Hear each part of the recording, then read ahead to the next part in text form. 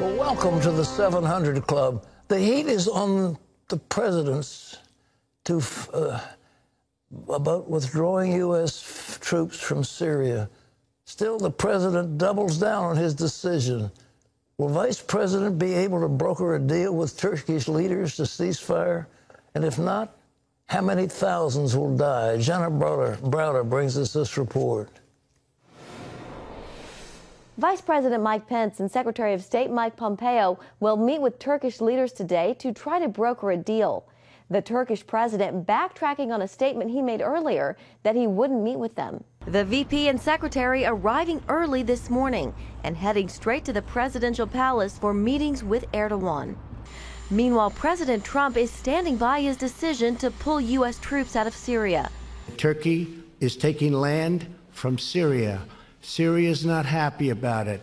Let them work it out. The president also tweeting pictures from a White House meeting, writing, "Do you think they like me?" Top Democrats eventually walking out of that meeting, charging the president with insulting the speaker. What we witnessed on the part of the president was a meltdown. Sad to say. I see a pattern of behavior with Speaker Nancy Pelosi. She storms out of another meeting, trying to make it unproductive. The other Democrats stayed and actually had a very productive meeting. Pelosi said Trump was shaken by this earlier vote in the House. On this vote, the yeas are 354, the nays are 60. House Democrats and Republicans voting to condemn the president's decision. The move cleared the way for Turkey to attack the Kurds, former U.S. allies in the fight against terrorism. Today, Senators Lindsey Graham and Chris Van Hollen are expected to introduce bipartisan sanctions against Turkey. Graham, one of President Trump's closest allies, had tough words for Trump on Wednesday's 700 Club. I am looking to President Trump to change this. I will do anything I can to help him, but I will also become President Trump's worst nightmare. I will not sit alone on the sidelines and watch a good ally, the Kurds, be slaughtered by Turkey and watch Iran move into Syria and become another nightmare for Israel. This is a defining moment for President Trump.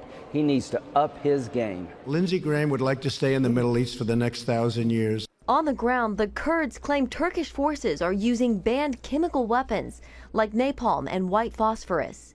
Meanwhile, more than 100,000 refugees need help. CBN's Operation Blessing is working with the Barzani Charity Foundation to provide relief, including thousands of boxes of food, cases of water, blankets, baby formula, and hygiene kits. Also late Wednesday, President Trump released a letter he sent to President Erdogan last week. It reads in part, "Let's work out a deal. You don't want to be responsible for slaughtering thousands of people, and I don't want to be responsible for destroying the Turkish economy. And I will." In Washington, Jenna Browder, CBN News. Ladies and gentlemen, I want to tell you about what's happening. We're sending 317 metric tons of aid to the Syrian Kurdish refugees as part of the Barzani Charitable Foundation. The 5,000 boxes of food, 10,000 cases of water, 20,000 blankets, 5,000 hygiene kits, and cartons of baby formula. If you want to help us, it's now called OB Refugee. It's 71777 to give. You can text that, or Operation Blessing Disaster Relief Fund. We want to help those people who are suffering. We didn't ask for it, but that's the way it is. Now, CBN Capitol Hill correspondent Abigail Robertson joins us more. Lindsey Graham is introducing sanctions against Turkey. How strong are they, and has he got support in Congress for it? Well, we're going to see Senator Graham is introducing those sanctions alongside Democrat Senator Chris Van Hollen later this afternoon.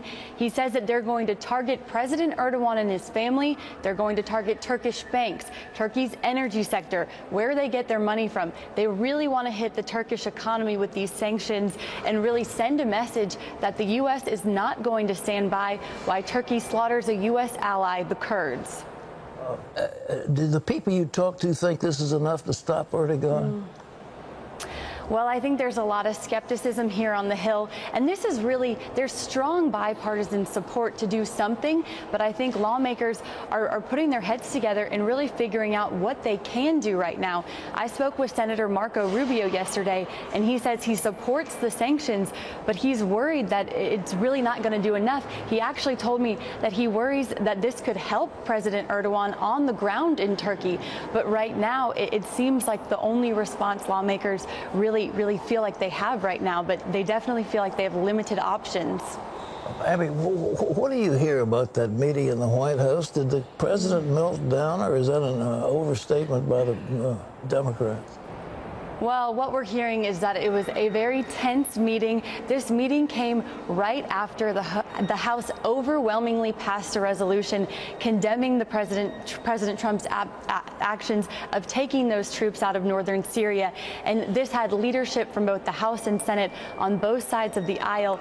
But this really is the first time that Republicans have strongly opposed something that President Trump has done. So in this meeting was House Minority Leader Kevin McCarthy, Minority Whip Steve Scalise, both of whom voted with Democrats against President Trump's actions. So we hear that there were some harsh words exchanged between Speaker Nancy Pelosi and President Trump that caused Democrat leadership to walk out of the meeting. But we've heard from Whip Scalise and others that the meeting continued, and Whip Scalise says it actually was a pretty productive meeting. There were a few Democrats still in the room. So after that whole incident in the beginning, that it actually was a pretty productive meeting in the end. So we'll see what comes from that. Thank you. Abigail Robertson. Ladies and gentlemen, I have been advocating on this program and in private that the president should have a Trump declaration, just like the Balfour Declaration, that declared a homeland for the Kurds. There are 36 million of them, and they have no homeland. And he just doesn't like the Kurds. And he's paying the price for it. There have been our strong allies. The Peshmerga have fought alongside us against ISIS. They've done our bidding, and they've been our strong allies. And then all of a sudden, it seems like we've abandoned them. Well, he's paying the price for that. And it's a very severe price that may well carry through to the 2020 election. We'll see. Well, in other news, Democratic Representative Elijah Cummings passed away early this morning. John Jessup has more on that. That is right, Pat. The Maryland Democrat died to complications from longstanding health challenges, his congressional office said. He was 68. Cummings served in the House for 23 years as chairman of the House Oversight and Reform Committee. He led investigations into President Trump's business dealings. His widow, Maya, said in a statement that he was an honorable man who proudly served his district and the nation with dignity, integrity, compassion, and humility. Well, Senate Majority Leader Mitch McConnell is preparing Republican senators for an impeachment trial as soon as Thanksgiving. The Washington Post reports McConnell used the GOP's weekly meeting Wednesday to explain the impeachment process and take questions, along with Senate Judiciary Chairman Lindsey Graham, who was a manager for President Bill Clinton's impeachment trial back in 1998. If the House passes formal articles of impeachment, the trial moves to the Senate, where, Pat, it could run from after Thanksgiving to the Christmas break. The political fallout for the Democrats is going to be enormous, because this is going to take all of the steam away from whatever initiatives they may have that's going to focus 100% on impeachment. And in the last impeachment, what happened? The person who was leading the impeachment, Newt Gingrich, lost his seat as Speaker, and the person who was impeached, Bill Clinton, got another term. So, in my opinion, this impeachment is going to divert the Democrats from whatever they have in mind doing. Maybe they want to do that, I don't know. But politically, it's suicide, and they have assiduously avoided having a vote. And the House cannot bring forth articles of impeachment unless the House votes on it. It's got to be the whole House. It cannot be the Speaker. It certainly cannot be Adam Schiff. And if they don't have a vote, then, of course, again, they can't be demanding witnesses and subpoena documents and all the rest of it. They can't do it. So they've got to have a vote, and it looks like we're coming down to that, and now we're talking about, and it goes to as a trial to the Senate.